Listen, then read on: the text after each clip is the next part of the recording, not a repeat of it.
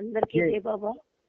Beloved God, help us all to love you more and more and more and more and still yet more till we become worthy of union with you, and help us all to hold fast to Baba's Daman till the very end. Avatar Meher Baba ki jai. జై Avatar Meher బాబా కి జై. ప్రీతం మెహర్ బాబా, నీవు ప్రసాదించిన ప్రవచన సారమును గ్రహించవలసిన తీరులో గ్రహించి సదవగాహన చేసుకొని వాటిని మా జీవనములలో ఆపాదించుకుని నిజాయితీ తోడను నిర్మల ప్రేమ తోడను వాటిని ఆచరించులాగున మా అందరినీ ఆశీర్వదించు. అట్టి ఆచరణయుత జీవన శైలిలో జీవించినట్లు మా అందరినీ అనుగ్రహించు. అవతార్ మెహర్ బాబా की जय. अवतार मेहर बाबा की जय. अवतार मेहर बाबा की जय.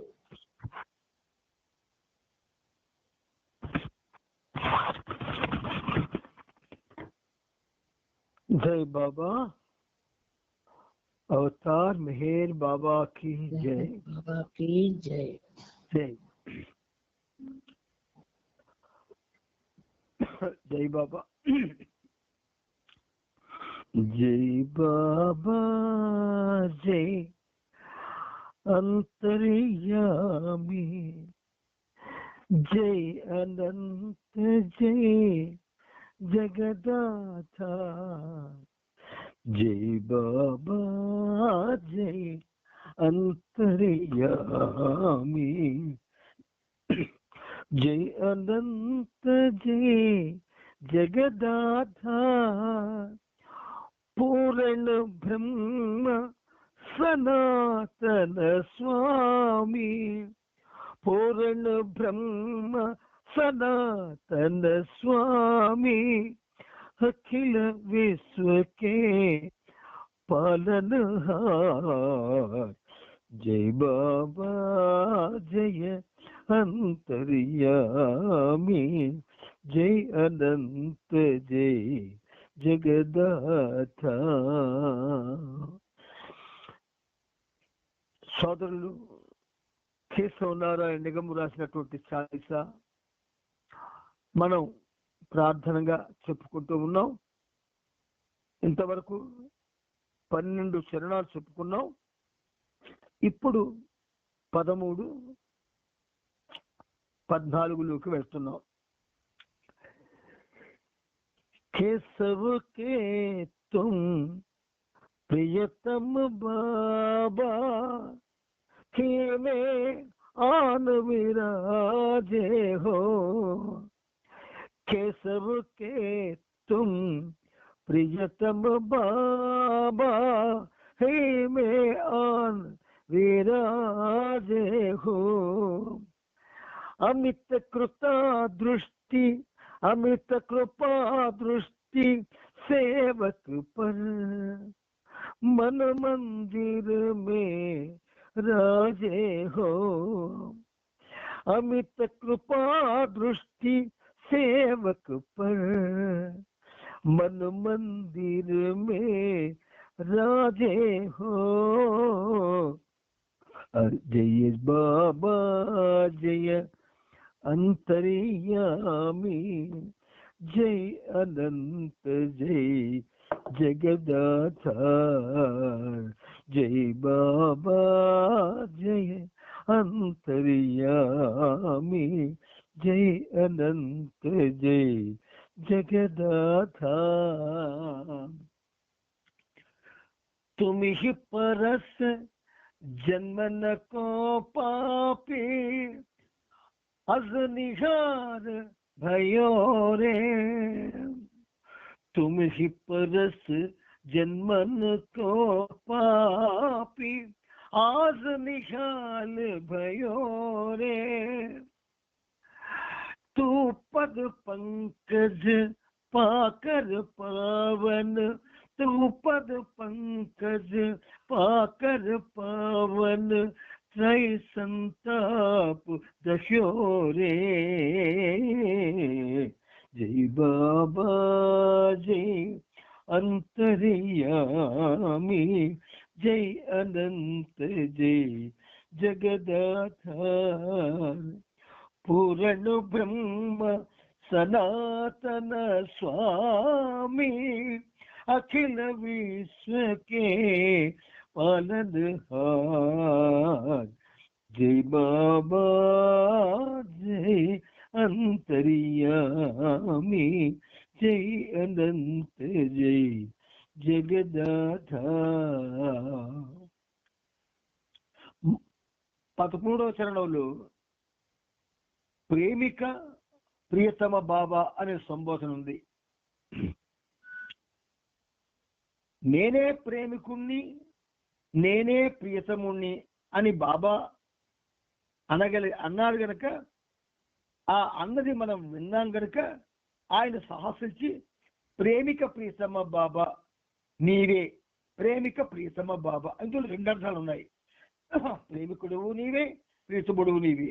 ప్రేమికులకు ప్రీతముడువు నీవే బాబా, నీవే. హృదయ కమలమున రాజిల్లితిరి.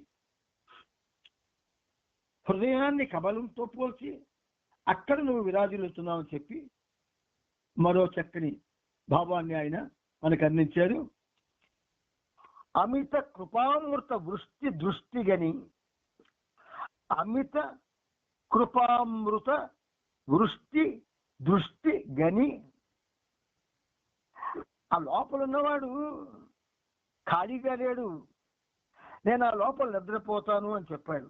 ఇది నా సనాతన అలవాటు అని చెప్పాడు. కానీ ఆయన నిద్రపోతే ఈ సకల చరాచర జగత్తు ఏమైపోతుంది? అందుకని అందులో ఆయన ఉంటూ అమృతతుల్యమైనటువంటి ఆయన కృప అనేటటువంటి ఆ ధార ఏదైతే ఉంది దాన్ని, ఆ దృష్టిని ఇంకా ఇంకా ఇంకా ఇంకా తన భక్తులపై, ప్రేమికులపై చూపిస్తూ వాళ్ళ యొక్క మనసులు అనే మందిరాలలో నువ్వు ఉంటున్నావు సుమా అని ప్రీతముడుతూ ఈ ప్రేమికుడు ఎంత ఆనందంగా అంటున్నాడో చూడండి. పరశు వేదివు పతిత పావన. పరశువేది అంటే అది బంగారం దాంతో తయారవుతుంది. అంటే బంగారం అంటే ఇన్ ది సెన్స్ మహోన్నతుడైనటువంటి మెహర్ ప్రభు ఈనాడు మానవ రూపంలో వచ్చి మనందరి కోసం అవతార పురుషుడిగా సుప్రతిష్ఠుడయ్యాడు. పతితులు అంటే ఎవరినైతే ప్రపంచం ఒక విధంగా దూరంగా ఉంచుతుందో, నెగ్లెక్ట్ చేస్తుందో అటువంటి వాళ్ళని ఆయన ఉద్ధరిస్తాడు. నీ దీవెన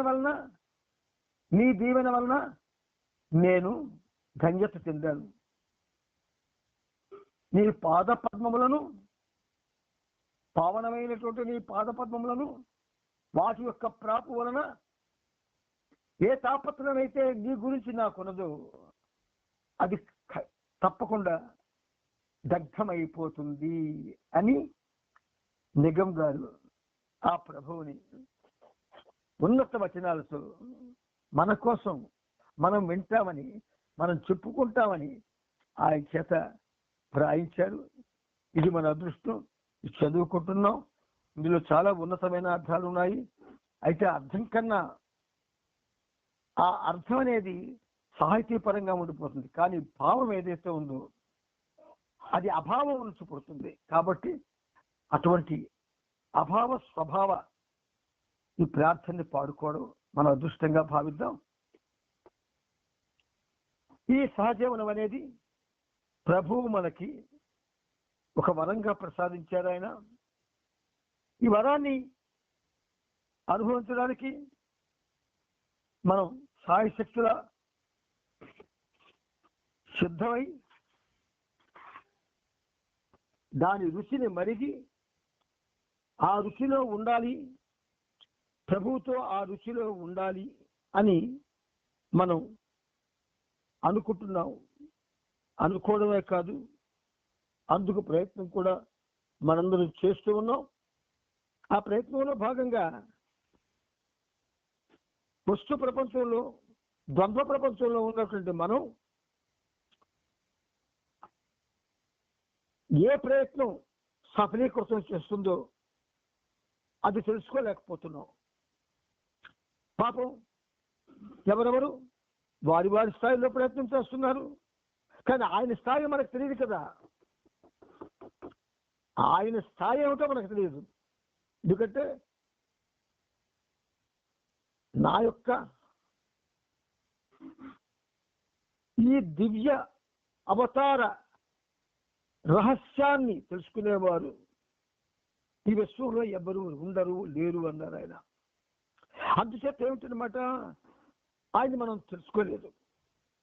ఆయన తెలుసుకోవడం కాదు ఈ సహజీవనం. మనకున్న బలహీనతల వల్ల భౌతిక జీవనం సాగిస్తూ అనేకమైన చెయ్యకూడని పనులు చేస్తూ ఉన్నాం, అనకూడని మాటలు అంటూ ఉన్నాం. ఆయన్ని ఏ విధంగా మనం ప్రేమించవలసి ఉందో ఆ విధంగా ప్రేమించలేకపోతున్నాం. అంచేత ఏమిటి, ఇది మన బలహీనత అనుకోవడమా, లేకపోతే జన్మ జన్మల అలవాటు పొరపాటు అనుకోవడమా?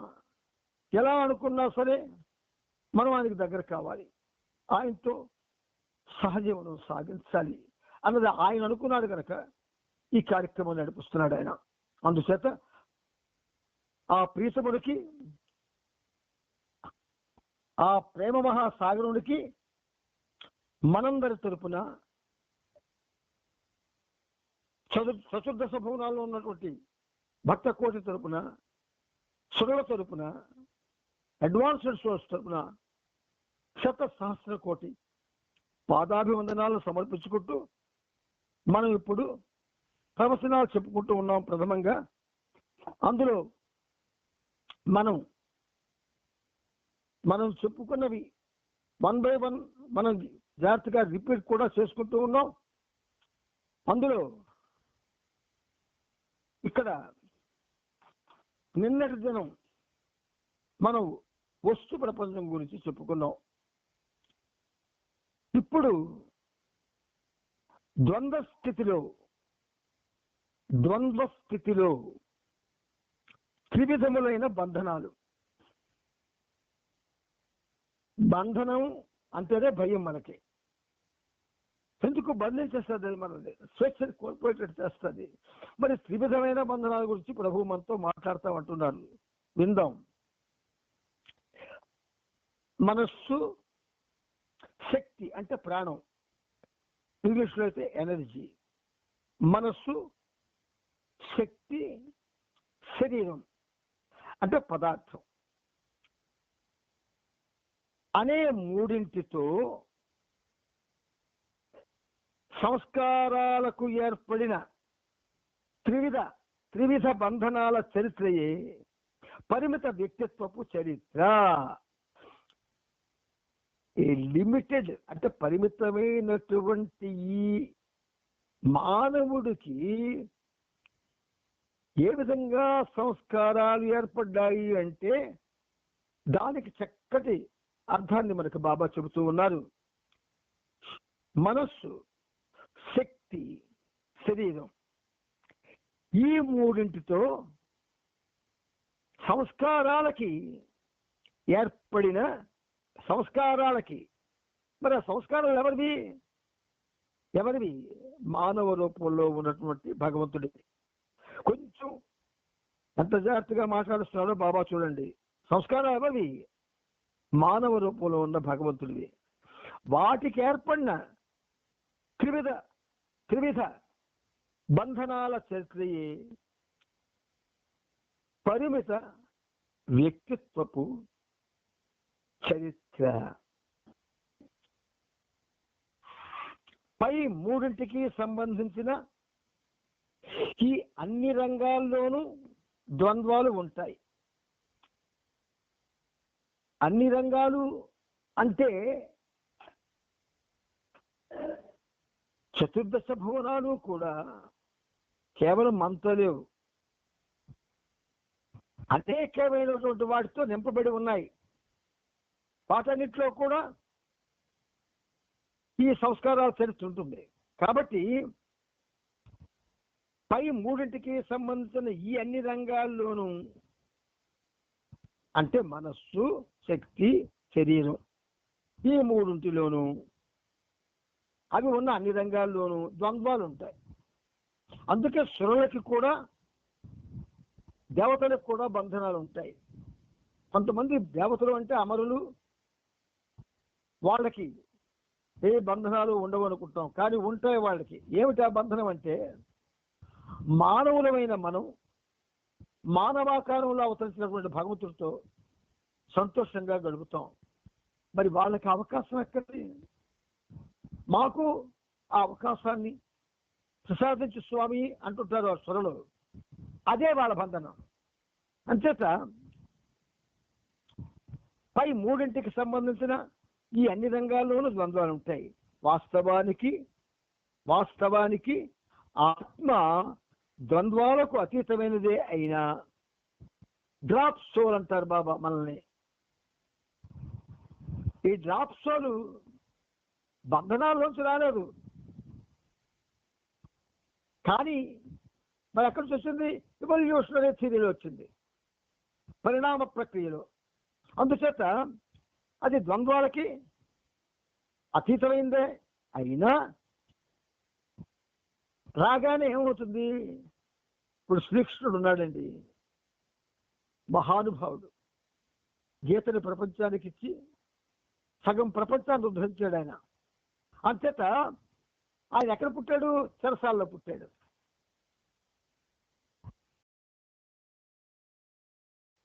మానవాకారం ఎత్తే చెరసాల్లో జన్మించడం ఏమిటి? ఆ బంధనం ఆయనకి అవసరం.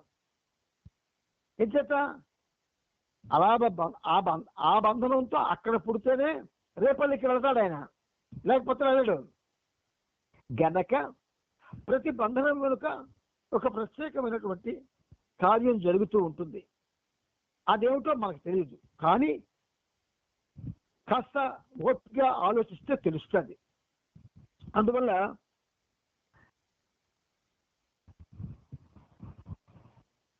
వాస్తవానికి ఆత్మ ద్వంద్వాలకు అతీతమైనదే అయినా వాటిలో చిక్కుకుపోతుంది. ద్వంద్వ స్థితిలో రెండు పరస్పర వ్యతిరేకాంశాలు తప్పనిసరిగా ఉంటాయి. ద్వంద్వ స్థితిలో రెండు పరస్పర వ్యతిరేకాంశాలు తప్పనిసరిగా ఉంటాయి. పరస్పర వ్యతిరేకం అంటే ఒకదాన్నొకటి ఆమోదించడం వ్యతిరేకం అంటే. మరి అవి తప్పనిసరిగా ఉంటాయి అంటున్నారు బాబా. భక్తుల్లో కూడా ఇవి ఉంటాయి, ప్రేమికుల్లో కూడా ఇవి ఉంటాయి. కొంచెం 1-2 భూమికల్లో ఉన్న వాళ్ళకి కూడా ఉంటాయి. అయితే అవి పరస్పర సంఘర్షణలతో తమను తాము పరిమితపరుచుకొని, పరస్పర సంఘర్షణలతో చూడండి. అంటే కొన్ని విషయాలు నా కుటుంబంతో మాట్లాడడానికి నేను వెనుకాడను. మనందరిలో అనేకమైన ఉండకూడదు ఉన్నాయి. ఈ ఉండకూడదు ఏమవుతాయి? ఒకదానికొకటి పరస్పరంగా భేదిస్తాయి. అందువల్ల మనం ఏం చేసుకుంటాం? అప్పుడప్పుడు చిన్న చిన్న దెబ్బలాట్లు ఆడుకుంటూ ఉంటాం. సెంటర్లో కూడా దెబ్బలాట్లు జరుగుతూ ఉంటాయి. అయితే భగవంతుడి ముందు ఇవన్నీ ఎందుకు జరుగుతాయంటే నిర్ణయించాడు ఆయన, ఎక్కడైనా జరుగుతాయి. కాబట్టి వ్యతిరేకాంశాలు తప్పనిసరిగా ఉంటాయి. అవి పరస్పర సంఘర్షణతో, జాగ్రత్తగా వినండి ఈ విషయం. పరస్పర సంఘర్షణ అంటే దెబ్బలాడుకోవడం, కొట్టుకోవడం కాదు. ఒకదాన్నొకటి విభేదిస్తాయి. ఎప్పుడైతే విభేదిస్తాయో తమను తాము పరిమితపరుచుకొని, చూసారా, అసలే పరిమిత జన్మలు మనవి, పరిమిత మనుగడలు మనవి, అన్నీ పరిమితమే. ఇంకా పరిమితం చేసుకొని తమను తాము పరిమితం చేసుకొని ఎలా చేస్తే ఏమవుతుంది అప్పుడు? సమతుల్యతతో పని చేస్తాయి. సమతుల్యతతో అంటే సాధారణంగా ఘర్షణ వస్తే వాద ప్రతివాదాలు వస్తాయి. ఆ వాద ప్రతివాదం ఎక్కడో ఫుల్ స్టాప్ పెట్టేస్తాడు ఆయన. పెట్టేసి ఏం చేస్తాడు? సమతుల్యం చేస్తాడు. పరస్పరం ఒకదానికొకటి ఒప్పుకునేటట్టు చేస్తాడు. అలా పనిచేస్తాయి. అలాగే కానీ పనిచేయకపోతే ఈ ప్రపంచంలో దైవ కార్యం జరగదు. మంచి చెడు, పుణ్యం పాపం, మంచి చెడు పుణ్యం పాపం అనునవి అలాంటి ద్వంద్వాలకు ఉదాహరణలు. ద్వంద్వాల వలలో చిక్కుకున్న అజ్ఞాని అయిన ఆత్మ అంటున్నాడు. అజ్ఞాని మనిషి అంటలే. ద్వంద్వాల వలలో చిక్కుకున్న అజ్ఞాని అయిన ఆత్మ మంచి చెడు అనే ద్వంద్వాల అధీనంలో ఉండిపోతుంది. ఇది ప్రమాదం. ప్రమాదం ఎక్కడుందంటే అక్కడ ఉండిపోద్ది. ఈ ద్వంద్వాల మధ్య అధీనంలో ఉండిపోతుంది. అది ప్రమాదం. అంచేత ఆ స్థితిలో ఏమవుతుంది? మంచి చెడు అనే ద్వంద్వ స్థితి అజ్ఞానం వల్లనే ఉత్పన్నమవుతుంది. కానీ ఆత్మ ఒక్కసారి ద్వంద్వ స్థితిలో చిక్కుకుంటే ఇక దాని ఆధిపత్యంలోకి వచ్చి తీరుతుంది. ఎక్కడికెక్కడ సర్దుకుపోతుంటారు బాబా ప్రేమికులు. వాళ్ళకి తెలుస్తాడు కొంతమందికి తప్పు అని, కానీ సర్దుకుపోతాడు. ఇంకేత ఈ ప్రమాదం ఉంది. దాని ఆధిపత్యంలోకి మనం వెళ్ళిపోతాం. నీకు ఇది ఒక విధంగా మన యొక్క వివేకాన్ని కూడా పాడు చేస్తుంది ఆ టైము. అందువల్ల ఏం చేస్తామంటే మనం బాబా బాబా బాబా బాబా బాబా బాబా అనుకుంటూ ఉంటాం చాలా మందిని.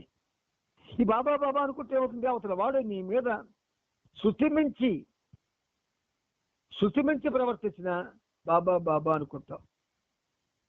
ఆడు ఎంత శుతిమించని నువ్వు నీ స్థాయిని పోగొట్టుకో, నీ పరిస్థితిని ఇంకోలా మార్చుకోలేవు. కాబట్టి బాబా అందుకే నిరంతరం నా నామస్మరణ చేస్తూ ఉండండి అని చెప్పడంలో రహస్యం అది. అందుచేత మనం బాబా మాటలకి, బాబా యొక్క ప్రేమ సూక్తులకి ఒక విధంగా తల వంచి అలా ఉండడానికి ప్రయత్నం చేస్తూ ఉన్నాం. కానీ ఒక్కొక్కసారి మనం ఏడైపోతుంటాం. అందుచేత ద్వంద్వం యొక్క అజ్ఞానంలో మనం చిక్కుకోవడానికి వీల్లేదు. అప్పుడు మనం చేస్తున్నవన్నీ కూడా వృధా అయిపోతాయి. ఏం చేస్తున్నాం? మనకేం తెలుసా? ఆయన చేయిస్తుంటే చేస్తున్నాం. మళ్ళీ అక్కడ ఆయనే మన చేత చేయకూడదు చేయించినా, చెయ్యదగినవి చేయించినా, అసలు ఏమీ చేయకుండా ఊరుకున్నా దానికి ఆయన కారకుడు, ప్రేరకుడు అన్నింది. అందుచేత ఒక్కసారి ఆత్మ ద్వంద్వ స్థితిలో చిక్కుకుంటే ఇక దాని ఆధిపత్యంలోకి వచ్చి తీరుతుంది. మనం ఈ కార్యక్రమాన్ని మనం చేసుకుంటూ చాలా ఉన్నతమైనటువంటి ప్రవచనాలను వింటూ ఉన్నాం. ఈ ఉన్నతమైనటువంటి ఈ ప్రవచనాలు రిపీట్ కూడా చేయిస్తున్నారు బాబా. మీకు తెలుసా సంగతి? రిపీట్ చేయిస్తున్నారు. అందుచేత మనం ఇవి మనకి పూర్తిగా మన జీవన మనుగడకి మన మనుగడికి కాదు, జీవన మనుగడికి అవసరం. అందుకని జాగ్రత్తగా విందాం. ఇది 2 పేరాలు, ఒక పేరా చెప్పుకున్నాం. రేపు మరో పేరాలోకి వెళ్ళి పూర్తిగా దాని యొక్క విషయాన్ని అవగాహన చేసుకోవడానికి ప్రయత్నం చేద్దాం. అవతార్ మెహర్ బాబాకి జై. ఇప్పుడు మనం అద్భుతమైనటువంటి మెహర్ బాబా యొక్క చరిత్రలోకి ప్రయాణం చేయబోతున్నాం. ఆ చరిత్ర ప్రేమ సిరాతో రాయబడింది. అందువల్ల చాలా చాలా చాలా మనల్ని ఆనందపరుస్తుంది, మనల్ని మనం మైమర్చిపోయే పరిస్థితి కూడా కల్పిస్తుంది. ఆ ప్రీతములకు ఏమి ఇచ్చినా సరే మనం ఆ రుణాన్ని తీర్చుకోలేము. అందుచేత ఇప్పుడు మనం మెహర్ ప్రభు చరిత్రం 7వ భాగం 2780వ పేజీలో ఆపుకున్నాం. కొంచెం ముందుకు వెళ్ళడానికి ప్రయత్నం చేద్దాం. ఇందులో ఈ మీద పేరాలో మనం దేని గురించి ఉందామంటే దెయ్యాల గురించి బాబా మనకి వివరణ ఇచ్చారు. ఆ సబ్జెక్టు ఎందుకు వివరణ ఇచ్చారు అంటే మనలో, అంటే మన ప్రపంచంలో మనలో కూడా చాలా మందికి దెయ్యాలంటే భయం. ఆ దెయ్యం అన్న మాటలో ఒక విధంగా భయంలో ఉన్న ఎం వచ్చింది. ఎం ఆ కామన్ గా ఒక్క లెటర్ రావడం దెయ్యం భయం ఆ లెటర్లోనే ఉన్నది గమ్మత్తంతాను. అంచేత ఈ సబ్జెక్టు బాబా మనతో ప్రస్తావన చేయడం జరిగింది. ఏమైంది?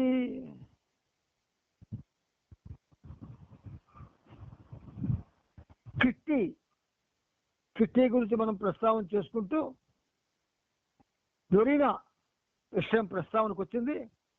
ఆ పేర ఆరు వాక్యాలు మళ్ళీ రిపీట్ చేసుకుందాం, ముందుకెళ్దాం. ఎరుక లేని స్థితిలో ఉండగా నొరీనా ద్వారా ఎన్ని దెయ్యాలకి తాగాయి? ఆ ఆత్మకు నీ పైన ఎలాంటి పట్టు ఉండదు. నీలో ఉండిపోవడం కానీ నిన్ను ఆవహించడం కానీ చేయదు. గాలి వీసినట్టే అలా వచ్చిపోతుంది. అంటే దెయ్యం తాలూకా ఎగ్జిస్టెన్స్, ఉనికి, అది ఎలా ఉంటుందో బాబా మనకి తెలియజేస్తున్నారు. అంచేత ఏమిటి, ఎలా వస్తుంది, ఎలా ఉంటుంది? అది గాలి వీచినట్టే అలా వచ్చిపోతుంది. అది ఎప్పుడో ఒకప్పుడు జరుగుతుంది, ఎప్పుడూ జరగదు. దాని గురించి ఆలోచించకండి, ఇది మ్యాండేట్. తప్పనిసరిగా మనం దాని గురించి ఆలోచించకూడదు, బాబా వద్దన్నారు కాబట్టి. పిచ్చి వాళ్ళు అయిపోతారు. దానికి ఏ విధమైన ప్రాముఖ్యత లేదు. అది చాలా అల్పమైన విషయం, ఏమాత్రం గుర్తింపు లేనిది. మనకి దాని గురించి మనం ఎందుకు ఆలోచించాలి? వైషుడ్ ఒక్కోసారి ఏ కారణం లేకుండానే మీకు కోపం వస్తుంది. ఏ కారణం లేకుండా కోపం వస్తుందా?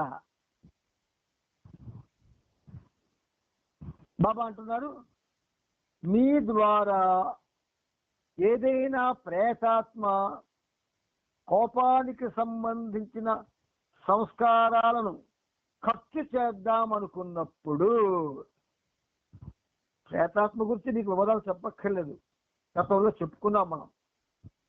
అంచేత మీ ద్వారా ఏదైనా ప్రేతాత్మ కోపానికి సంబంధించిన సంస్కారాలను ఖర్చు చేద్దాము అనుకున్నప్పుడు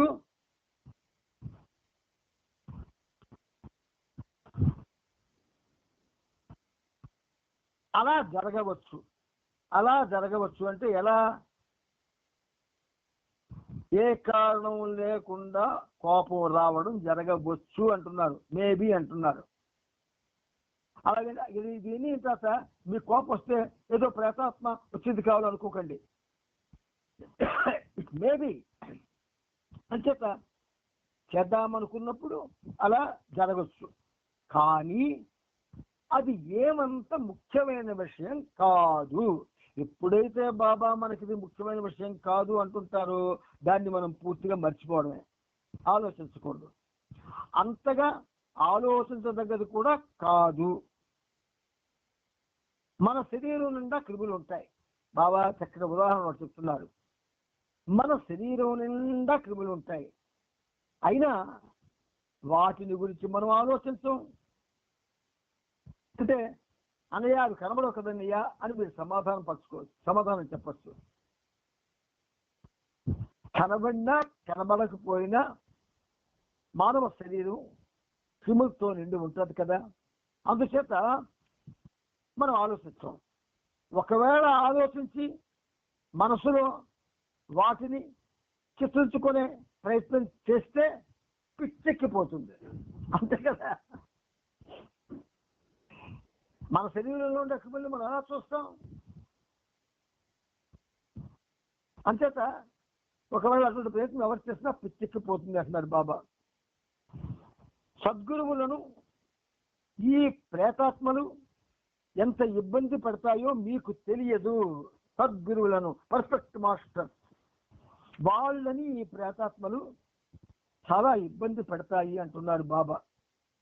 విముక్తి కోసం అవి నన్ను స్పృశించాలనుకుంటాయి, స్పృశిస్తాయి కూడా అంటున్నాడు.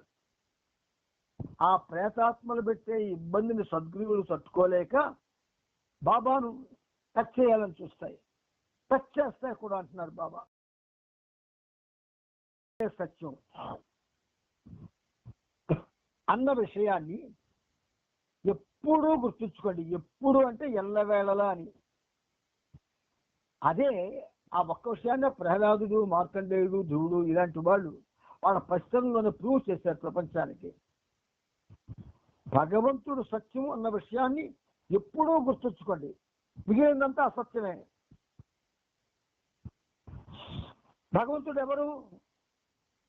అన్నింటిలో, అందరిలో, అంతటా ఏకైకునిగా ఉన్న ఆ ఒక్కడే భగవంతుడు.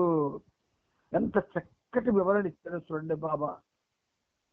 అన్నింటిలో, అందరిలో, అంతటా. పర్వత్ గారు ప్రార్థనలో ఈ మాటలన్నీ పెట్టారు, మనం ఎక్కడ మర్చిపోతామేటో అని. అన్నింటిలో, అందరిలో, అంతటా ఏకైకునిగా ఉన్న ఆ ఒక్కడే భగవంతుడు. ఉనికి కలిగినవన్నీ ఆ ఏకైకుడైన భగవంతుడే. ఉనికి కలిగినవన్నీ ఆ ఏకైకుడైన భగవంతుడే. అది ఉన్నది అని నీవంటే ఆ ఉన్నది భగవంతుడే, మిగిలినవన్నీ శూన్యమే. మరి ఒకవేళ ఆ శూన్యమన్నదే ఉన్నట్లయితే, శూన్యం అంటే లేనిది కదా, ఏమీ లేనిది. అందుకే బాబా ఏమన్నారు?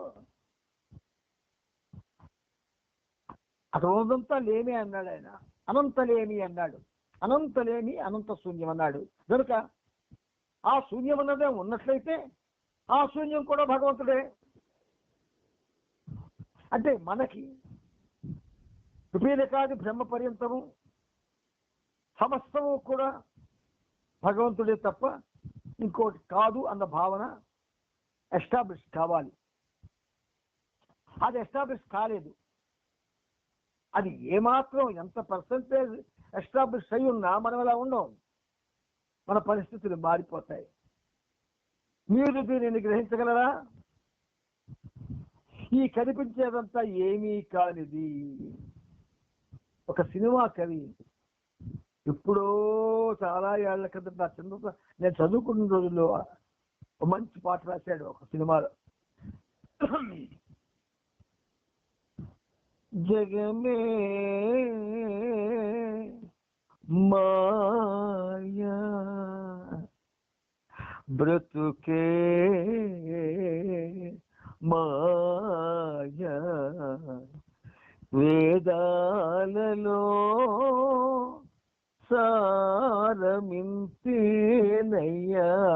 ఎంత అద్భుతంగా రాశాడో చూడండి.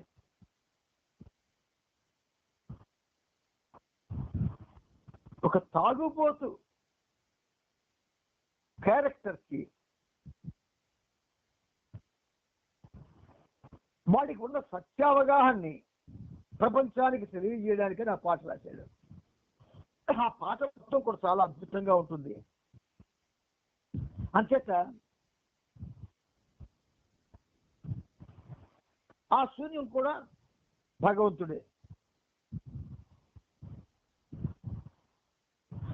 శూన్యమైన సర్వాన దాగిన సత్యము నీవే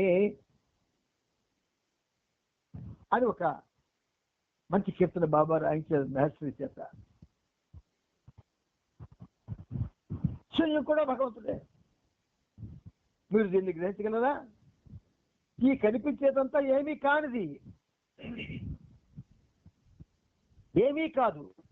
నీ మనసులో ఉంచుకోవలసిన ఒకే ఒక్క ఆలోచన, ఆ ఏమీ కానిది ఉన్నది, సున్నా ఉన్నదని. ఈ శూన్యం కూడా భగవంతుడే. ఒక్క భగవంతుడే ఉన్నాడు. I'm only one that exists, I'm only one that matters అన్నటువంటి ఆ ప్రొక్లమేషన్, ఆ ప్రకటన ఎంత అద్భుతమైందో చూడండి. అంచేత ఏమిటి? ఈ శూన్యం కూడా భగవంతుడే. ఒక్క భగవంతుడే ఉన్నాడు. అన్యమేది అస్తిత్వం కలిగి ఉండదు. ఉండదు అంటే ఉండదంతే, నో ఆర్గ్యుమెంట్. అంటే మనలో కొంతమంది బాబా విషయాలు ప్రపంచానికి చాటి చెప్పాలన్నటువంటి తపంలో ఉంటారు. వాళ్ళు ఇవి ప్రస్తావన చేయకపోతే అవదు. కానీ ఆ ప్రస్తావన చేసినప్పుడు మనలో ఏముంటుండాలి? ఖచ్చితంగా లేని దాని గురించి నేను మాట్లాడుతున్నాను, ఏదైతే లేదో దాని గురించి మాట్లాడుతున్నాను, నాతో కలిపి ఏమీ లేదు అనే భావనలో ఉండి కానీ చెప్తే చక్కగా ఎదుటివాడికి కూడా అది అర్థం అవ్వడానికి, అది స్టోర్ అవ్వడానికి అవకాశం ఉంటుంది. ఇతరమైంది ఏది లేదని మీరన్నప్పుడు,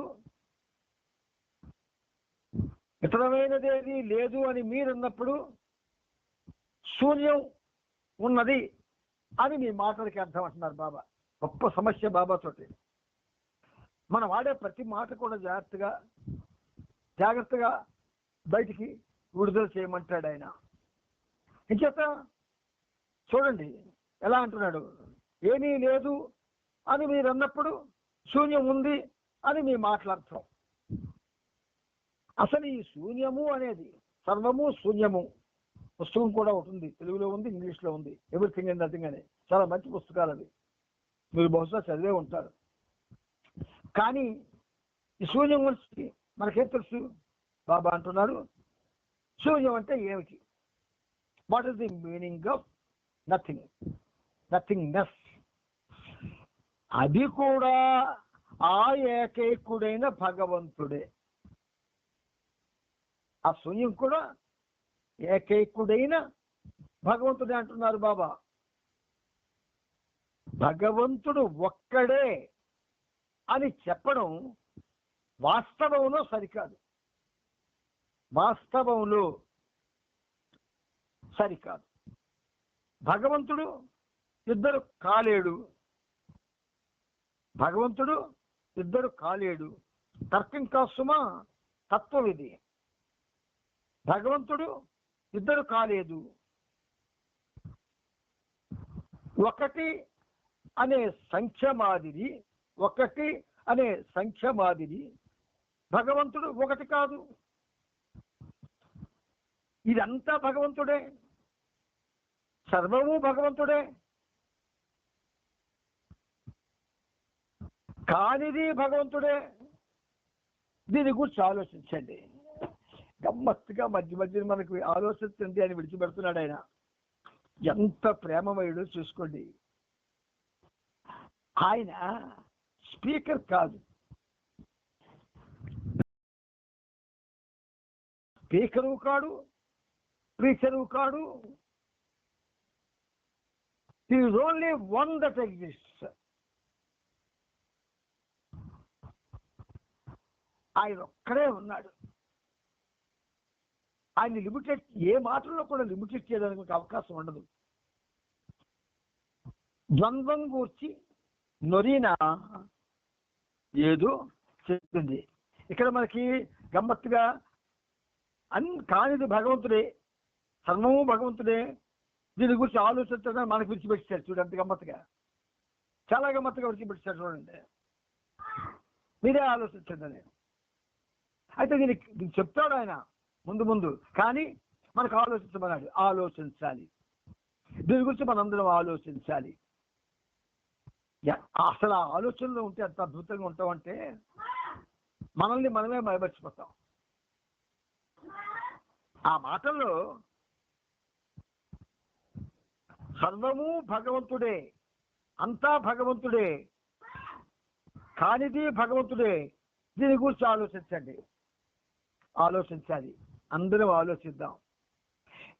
ఇది నిజంగా మనం నిజాయితీతో ఆలోచించగలిగితే ప్రతిరోజు మనకి ఆయనతో ఉంటాం. ఆయనతోటి ఆ ఉంటుట అనేది చాలా గొప్పగా ఉంటుంది. ద్వంద్వం గురించి నొరిగా ఏదో చెప్పింది, దానికి సమాధానంగా బాబా, ద్వంద్వం ఉందని నీ భావమా, ద్వంద్వం ఉందని నీ భావమా? ఆ ద్వంద్వం అంటే ఏమిటి? భగవంతుడు తప్ప ఇతరమేది ఉండదు, అందువల్ల ఈ ద్వంద్వం కూడా ఆ భగవంతుడే అని చెప్పారు. చూసారా, ద్వంద్వం కూడా భగవంతుడే అంటున్నారు బాబా. మరి ప్రేమికుడు అతనే, ప్రీతముడు అతనే కదా, మరి ద్వంద్వం కూడా అతనే కదా. ఒకే భగవంతుడు ఏకకాలంలో విభిన్న పాత్రలను పోషిస్తున్నట్టు మనం ఇప్పుడు తెలుసుకుందాం. ఆయన మన కోసం ఎంత శ్రమపడి చెప్పారో చూడండి. మన పిల్లలు మన కడుపులో పుడతారు. ఏదైనా అమ్మ అని ఒక విషయాన్ని అడిగితే అమ్మ కానీ నాన్న కానీ ఒకసారి చెప్తారు, 2 సార్లు చెప్తారు, 3 సార్లు చెప్తారు. ఏమిటా నీకు ఎన్నిసార్లు చెప్పిన అర్థం కాదు, చదువుకో తెలుస్తుంది అని గసనిస్తాం. అంత సహనం మనకి. కానీ ఆయన చెప్పిందే చెబుతూ, మాట్లాడిందే మాట్లాడుతూ, ఎందుకన్ని సార్లు ఆయన ఆ స్ట్రెయిన్ పడుతున్నాడు ఆయన మన కోసం, మన ఆధ్యాత్మిక పురోగతి కోసం. ఇది మనం గ్రహించాలి. ఒకే భగవంతుడు ఏకకాలంలో విభిన్న పాత్రలను పోషిస్తున్నట్టు మనం ఇప్పుడు తెలుసుకుంటాం. ఈ భగవంతుడు చైతన్యవంతమైన ప్రతిదానికి అతీతంగా ఉండి విశ్వాత్మకమైన భగవంతుని పాత్ర పోషిస్తున్నాడు.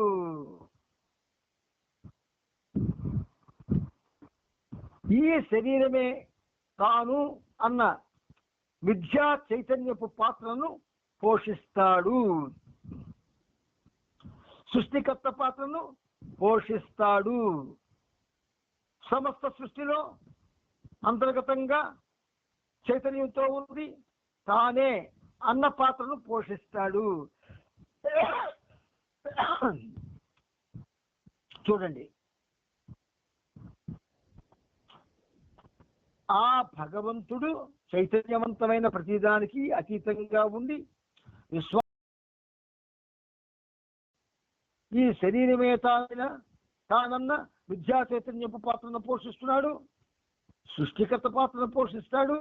సమస్త సృష్టిలో అంతర్గతంగా చైతన్యంతో ఉన్నది తానేనన్న పాత్రను పోషిస్తాడు. మనం ఎక్కడున్నాం ఇప్పుడు? మనం ఎక్కడండి ఉన్నాం? మనం లేదా నేను అని మాట ఆస్కారం ఎక్కడుంది ఇక్కడ? మరి ఎలా అనుకుంటాం? నేను, మనం అని అలవాటు అయిపోయింది. పుట్టిన దగ్గర నుంచి అలవాటు అయిపోయింది. ఎలా పోతే ఒకసారి అదే పెద్దలు చెప్పినట్టు పుట్టుకతో వచ్చేది పుడకలతో కానీ పోదని సార్. కానీ అది తప్పు. పుట్టుకతో వచ్చింది పుడకలతో పోదు అన్నది నిజమే అయితే ఇంతమంది భక్తులు తయారవరు. ఆధ్యాత్మిక మార్గంలో పురోగతి క్రమంలో ఎవరు ఉండరు. కాబట్టి బాబా మనకి అది తప్పు అంటూ మనల్ని పెద్దానికి విడిచిపెడుతున్నాడు. మనకి ముందు విడిచిపెట్టాడు కదా. ఏమిటి విడిచిపెట్టాడు? దీని గురించి ఆలోచించండి. దేని గురించి? సర్వము భగవంతుడి దాని గురించి ఆలోచించమన్నాడు. కాబట్టి రెండో దాంట్లో అన్ని పాత్రలు తానే పోషిస్తున్నాడు అన్న విషయాన్ని కూడా మనం ఆలోచించాలా. కబీర్ ఇలా చెప్పాడు. కబీర్ అంటే బాబాకి చాలా ఇష్టం కదా. అంచేత కబీర్ని ఆయన ఉటంకిస్తూ ఉండేవాడు. ఒకే భగవంతుడు అవతారుడై ఉన్నాడు. ఒకే భగవంతుడు అవతారుడై ఉన్నాడు. ఒకే భగవంతుడు ప్రతి జీవిలోనూ ఆత్మగా ఉన్నాడు. ఒకే భగవంతుడు సర్వాన్ని సృష్టిస్తాడు. మరి ఆ ఒకే భగవంతుడు సర్వము అయి ఉన్నాడు. చూసారా? 4 వాక్యాలు. ఈ 4 వాక్యాలు మనం పట్టుకుని ఎక్కడైనా ఒక సావాస్కి వెళ్తే 45 నిమిషాలు లేదా 1 గంట మాట్లాడవచ్చు. అంత సబ్జెక్ట్ అందులో ఉంది. చిన్న చిన్నవి కప్లెట్స్ అంటారు వీటిని. వాళ్ళు ఆనాటి కాలంలో ఇలాంటివి రాసి ప్రపంచంలో ఉన్నటువంటి అందరికీ కూడా ఒక చైతన్యం తెచ్చారు. అయితే మరొకసారి అది రిపీట్ చేసి ముందుకెళ్తాడు బాబా. ఒకే భగవంతుడు అవతారుడై ఉన్నాడు. ఒకే భగవంతుడు ప్రతి జీవులోనూ ఆత్మగా ఉన్నాడు. ఒకే భగవంతుడు సర్వాన్ని సృష్టిస్తాడు. మరి ఆ ఒకే భగవంతుడు సర్వము అయి ఉన్నాడు అంటూ అప్పుడు బాబా ఈ దిగువ చిత్రాన్ని గీశారు. పుస్తకాల చేతిలో ఉన్న వాళ్ళు పుస్తకాలు చూసుకోవచ్చు. 2781 పేజీలో. పుస్తకాలు చేతిలో లేని వాళ్ళు ఈ పనిముట్టు ద్వారా మీకు ఏదైతే వివరణ చెప్తారో దాని మీద కాన్సన్ట్రేట్ చేయండి. ఒక కన్ను ఆకారంలో బాబా ఒక చిత్రం వేశారు. కన్ను, అది కన్నుది MTI. ఈ MTI ఆకారంలో బాబా ఏం చేశారు? ఆ మీద పోర్షన్ ని అన్కాన్షియస్, కింద దాన్ని కాన్షియస్ అని రాశారు. ఈ కాన్షియస్ అని ఏదైతే రాసి ఉందో దానికి ఒక బాణం గుర్తు పెట్టారు ఆయన. పెట్టి ఈ అన్కాన్షియస్ అని ఉన్న ఆ హాఫ్ ఆఫ్ ది ఐని వై అన్నారు. ఈ కాన్షియస్ అని బాణం గుర్తుతో ఉన్నదాన్ని ZX అని అన్నారు. ఇప్పుడు మీరు ఊహించుకుంటే మీకు తెలుస్తుంది.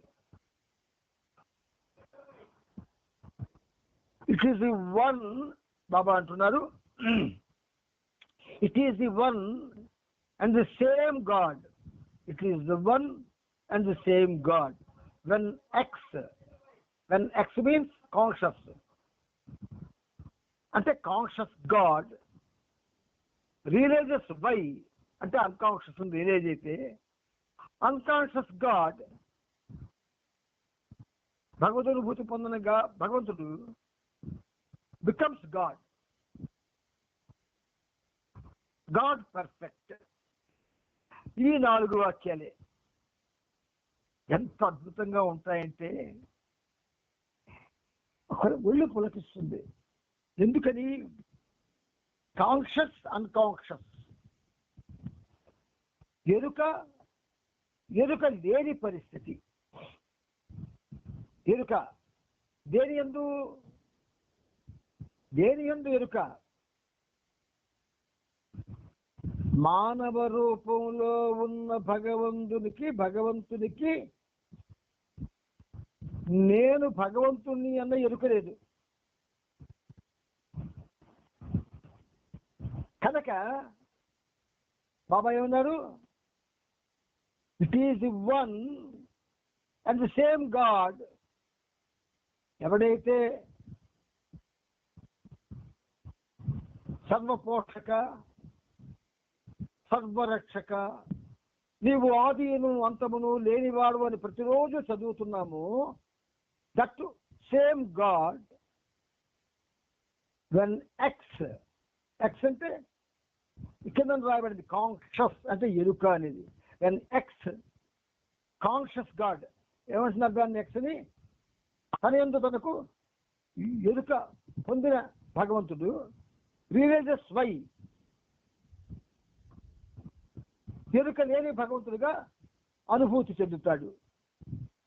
అన్కాన్షియస్ గాడ్, ఎరుక లేని భగవంతుడు జడ్, గాడ్ పర్ఫెక్ట్, పరిపూర్ణుడైన భగవంతుడిగా ఆయన ఎరుకని అనుభవిస్తాడు. భగవంతుడు ఎప్పుడూ భగవంతుడే, భగవంతుడు ఎప్పుడూ భగవంతుడే. ఎరుకతో ఉన్న భగవంతుడు ఎక్స్, ఎరుక లేని భగవంతుడు వై, అనుభవం పొందినప్పుడు పరిపూర్ణ భగవంతుడు అవుతాడు జడ్. కబీర్ మాటలని బాబా ఈ ఇంగ్లీష్ నేర్చుకున్నటువంటి ఈ వరల్డ్కి, ఈ ప్రపంచానికి తెలియాలి కదా, వాళ్ళకి ఇంగ్లీష్లో చెప్పిస్తే కొంతమంది తెలిసిపోద్ది. ఎందుకంటే ఇంగ్లీష్ అంటే గొప్ప. కాబట్టి బాబా ఏం చేశారు, ఉభయతారకంగా బాబా చెప్తున్నారు. అంచేత ఒకే భగవంతుడు అవతారుడై ఉన్నాడు.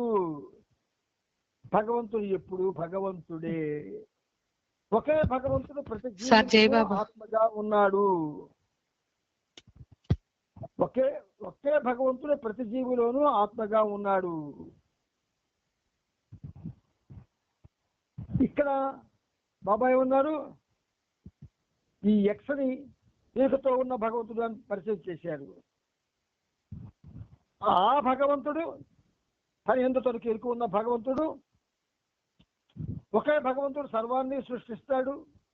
మరి ఆ ఒకే భగవంతుడు సర్వము అయి ఉన్నాడు అని కబీర్ అందరికి భగవంతుడు ఎప్పుడు భగవంతుడే, ఎరుకతో ఉన్న భగవంతుడు, ఎరుక లేని భగవంతుడు, అనుభవం పొందినప్పుడు పరిపూర్ణ భగవంతుడు అవుతాడు. ఎక్స్ వై జెడ్ అని ఈ కన్నులో కన్నులు రెండు పార్ట్స్ చేసి మీద పార్ట్ అన్కాన్షియస్ పార్ట్, కింద పార్ట్ కాన్షియస్ పార్ట్, మీద వై, కిందది ఎక్స్ జెడ్ అని మనకి చక్కటి వివరణలు బాబా తెలియజేశారు. ఆయనకి ఏమిచ్చి రుణం తెచ్చుకోగలం మనం? అంచేత ఎరుక కలిగి ఉండడం, ఎరుక లేకపోవడం అన్న వాటిని తాను ఏ అర్థంలో చెప్పింది బాబా మళ్ళీ ఎలా వివరించారు. కొంచెం మనం చిన్నప్పుడు బహుశా చిన్న ఆట ఆడతాం, కొంచెం పెరుగుతుంటే అంతకన్నా కొంచెం పెద్ద ఆటలాడతాం, బాగా పెరిగితే ముదిరిపోయిన ఆటలాడతాం. అంటే అదే చైతన్యం ప్రతి స్థితిలో కూడా అది మీకు సహాయపడుతుంది. కాబట్టి చైతన్యం మారలేదు, చైతన్యంలో మార్పు రాలేదు. కనుక బాబా అంటున్నారు, ఎరుక కలిసి ఉండడం, ఎరుక లేకపోవడం అన్న వాటిని తాను ఏ అర్థంలో చెప్పింది బాబా ఎలా వివరించారు. ఎరుక లేకపోవడం అంటే క్లోరోఫామ్ అనే మత్తు మందు వల్ల ఏర్పడిన స్థితి కాదు. క్లోరోఫామ్ ఇస్తారు ఆపరేషన్కి ముందు హాస్పిటల్స్లో, అది కాదట. అది ఇచ్చేటటువంటి పరిస్థితి మత్తు కాదట. అనంత శక్తి, అనంత ఆనందం, అనంత జ్ఞానం మీలో ఉన్నాయి. మరి ఇక్కడ మీలో అన్నప్పుడు మనల్ని బాబా వేరు చేశారనే భావం మనకు రావచ్చు. వేరు చేయలేదు. మీలో అన్న ఆయనే, నాలో అన్న ఆయన, మనలో అన్న ఆయనే. కాబట్టి మనం ఏర్పాటు ధోరణిని తెచ్చుకోవడానికి వీల్లేదు. అనంత శక్తి, అనంత ఆనందం, అనంత జ్ఞానం మీలో ఉన్నాయి. మీలో అంటే ఆయనలో ఉన్నట్టే. ఆయనే మన ద్వారా ప్రయాణం చేస్తున్నాడు కాబట్టి ఆయనలో ఉన్నాయి. మామూలు చైతన్యం లేకపోతే మీరు ఆ శక్తి, జ్ఞానం, ఆనందాలను ఉపయోగించలేరు అంటున్నారు. ఇక ఉపయోగ స్థితికి మనం ఎవరం కూడా వెళ్ళలేదు, తెలుసుకునే స్థితిలోనే ఉన్నాం.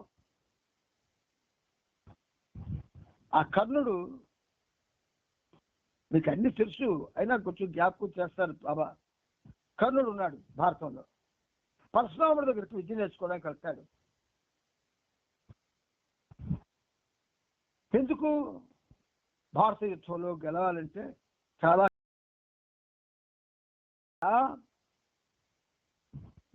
ఆయన దగ్గరికి వెళ్ళి విపరీతమైన గురుభక్తి ప్రదర్శిస్తాడు. అతి సర్వత్రా వర్జయేత్ అనే ఒక సామెత ఉంది. అతి సర్వత్రా వర్జయేత్, సర్వత్రా అన్న మాటలు అన్నీ ఉన్నాయి, కానీ అక్కడ అతిగా ఆయన శిష్యర్కం చేస్తాడు. ఆ అతి చేయడం వల్ల గురువు యొక్క అనుగ్రహానికి బదులు ఆగ్రహానికి గురైపోతాడు. ఏది మనం అతి చేయకూడదు, గుర్తుంచుకోండి. అతి అయిపోకూడదు, హద్దుల్లో ఉండాలి. కొన్ని విషయాలు బాబా ఈ పనిముట్టు చేత మీకు చెప్పిస్తున్నప్పుడు కొంచెం స్ట్రాంగ్గా గట్టిగా చెప్పిస్తాడు. ఆ శబ్దం నాది, ఈ పనిముట్టుది కాదు, ఆయనదే. కనుక నీలో ఈ అనంత గుణాలు ఉన్నట్టు నీకు తెలియడమే ఆ మామూలు చైతన్యము. సృష్టిలో సర్వే సర్వత్రా నిండి ఉన్న యథార్థమైన చైతన్యం అంటే కాన్షియస్ గాడ్. ఆ స్థితి మనకి అనుభవంతో తెలుసుకునే పరిస్థితి వస్తుంది. మరి మనం మాట్లాడుకున్నప్పుడు చక్కగా అర్థమయ్యేటట్టు చెప్పుకోకపోతే అవదు కదా. మీరేమి సామాన్యులు కాదు, అన్ని తెలిసిన వాళ్ళు మీరు. అయినా బాబా మళ్ళీ మనకి ప్రత్యేకించి ప్రతిదీ కూడా చిలక్కి చెప్పినట్టు చెబుతున్నాడు. సరే, ఈ ఒక్క పేర మళ్ళీ మీకు చదివి అనిపిస్తారు. ఎరుక యొక్క డీటెయిల్స్ ఆఫ్ కాన్షియస్నెస్. ఎరుక లేకపోవడం అంటే క్లోరోఫారం అనే మత్తు ముందు ఏర్పడిన స్థితి కాదు. అనంత శక్తి, అనంత ఆనందం, అనంత జ్ఞానం మీలో ఉన్నాయి. మామూలు చైతన్యం లేకపోతే మీరు ఆ శక్తి, జ్ఞాన, ఆనందాలను ఉపయోగించలేరు. నీలో ఈ అనంత గుణాలు ఉన్నట్టు నీకు తెలియదు. ఆ మామూలు చైతన్యం అంటే అదే అని ఆ పేరాలో బాబా మనకి ఇలాంటి సబ్జెక్ట్స్ తీసుకొని ఎన్నో ఉన్నాయి 10th సబ్జెక్ట్స్. అలాంటివి స్టేజ్ మీద ఎనాక్ట్ చేస్తే ఆధ్యాత్మిక మార్గంలో కొంచెం ఉన్నతంగా ప్రయత్నం చేస్తున్న వాళ్ళకి చాలా ఆనందం పొందుతారు. మనం ఇలాంటివి ఎనాక్ట్ చేయము. డ్యాన్సులు, పాటలు, మాటలు అంటే ఇది విమర్శ కాదు. మనలో వివేకం ఉంది, విచక్షణ ఉంది, వీటి ఉపయోగించడం లేదు మనం. అంచేత ఇవన్నీ మన కోసం బాబా ఎందుకు చెప్తున్నాడు? What is the need for him? Because మన పురోగతి కాంక్షిస్తున్నాడు కనుక. అందువల్ల కిట్టి మధ్యలో అడ్డుపడి, కిట్టిదేవి మధ్యలో అడ్డుపడి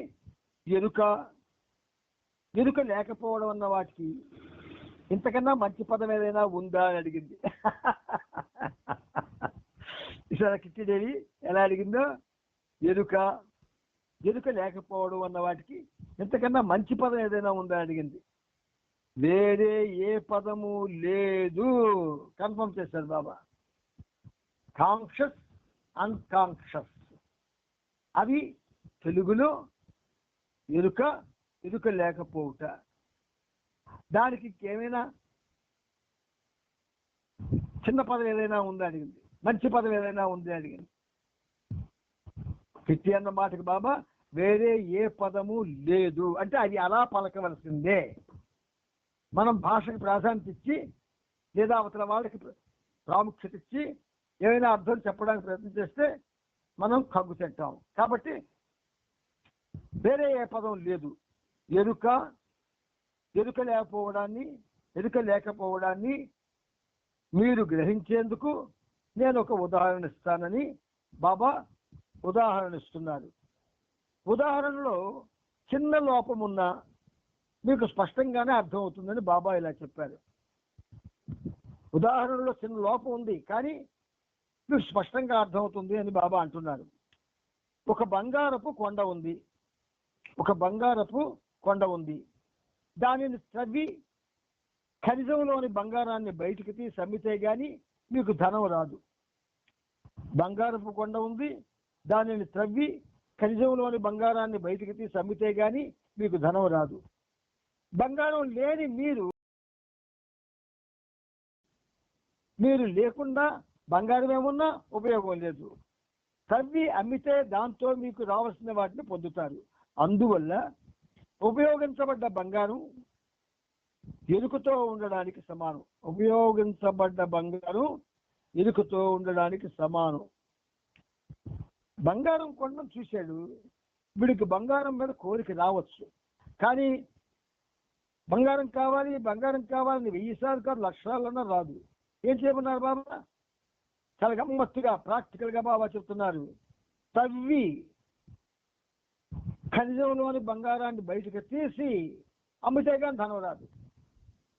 ఇది వెరీ మోస్ట్ ప్రాక్టికల్ అవుతారు. అంచేత ఉపయోగించబడ్డ బంగారం ఎరుకతో ఉండడానికి సమానం, వినియోగం లేని బంగారం ఎరుక లేని దానితో సమానం అంటారు. అంటే గాడ్ రియలైజేషన్ అన్నది నిన్ను నువ్వు తెలుసుకుంటేనే, ఆ ప్రయత్నం చేస్తేనే నీకది సాధ్యపడి నీ యందు నీకు ఏ ఎరుక కలగవలసి ఉన్నదో ఆ ఎరుక కలుగుతుంది.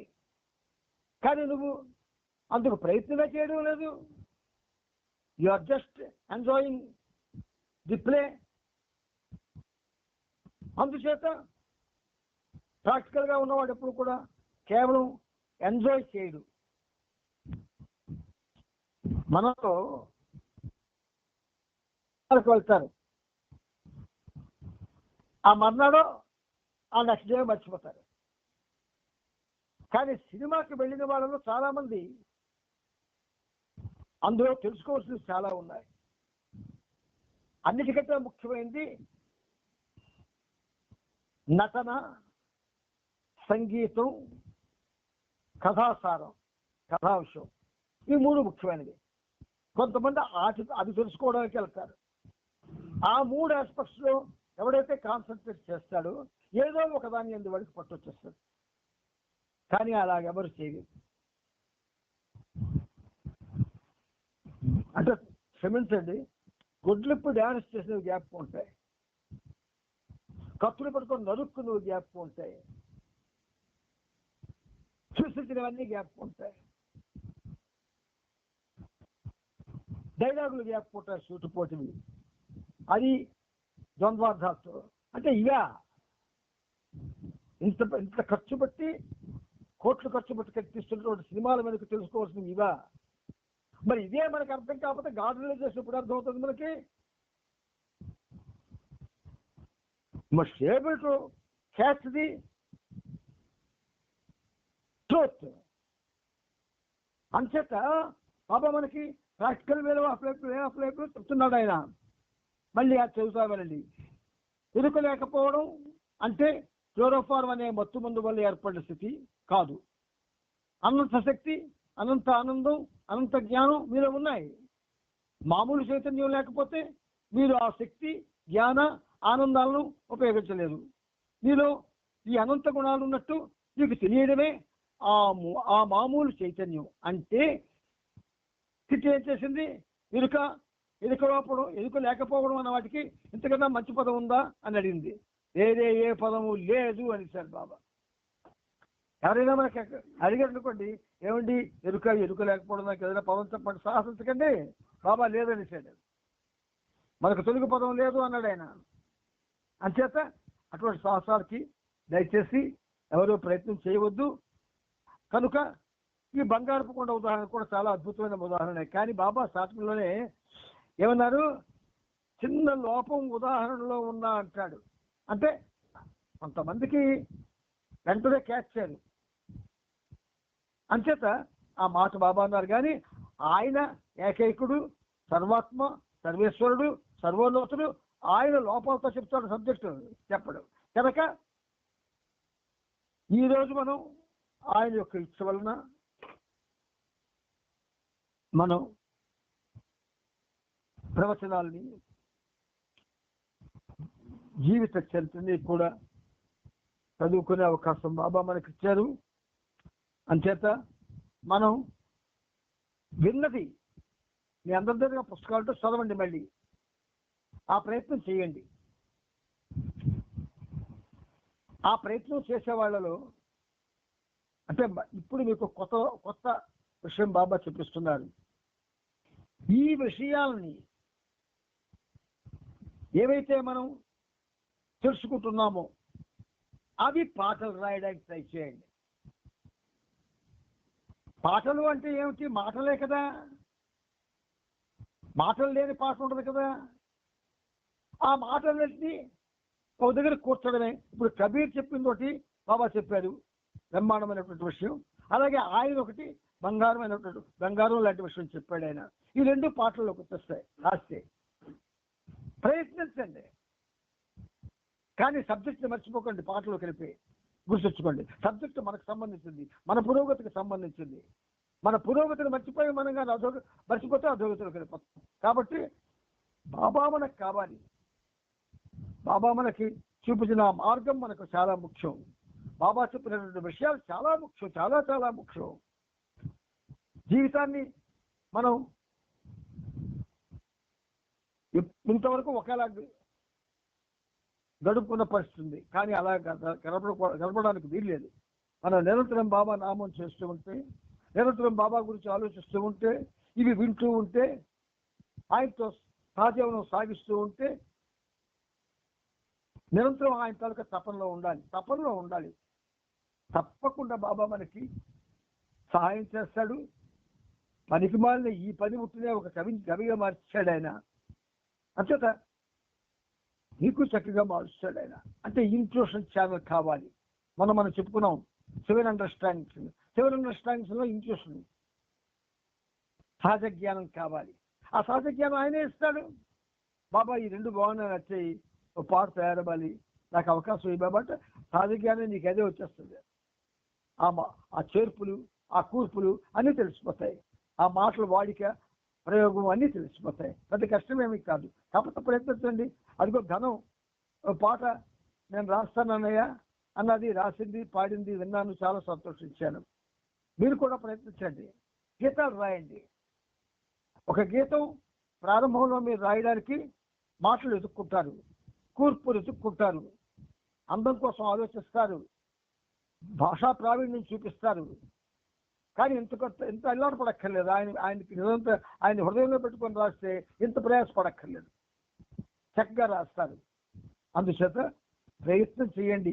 అంటే ఈ 7వ వాల్యూమ్కి వచ్చిన తర్వాత మీకు ఈ సలహా బాబా ఇచ్చేది ఆయన. ఎంచేత 6 వాల్యూములు అయిపోయాయి. 7వ వాల్యూమ్ నుంచి మనం కొంచెం ప్రాక్టికల్గా కొన్ని పనులు చేద్దాం, ప్రయత్నం చేద్దాం. ఆయన ఉన్నాడు కదా, ఆయన మనకు సహాయం చేస్తాడు. అవతార్ మెహర్ బాబా కీ జై, అవతార్ మెహర్ బాబా కీ జై, అవతార్ మెహర్ బాబా కీ జై.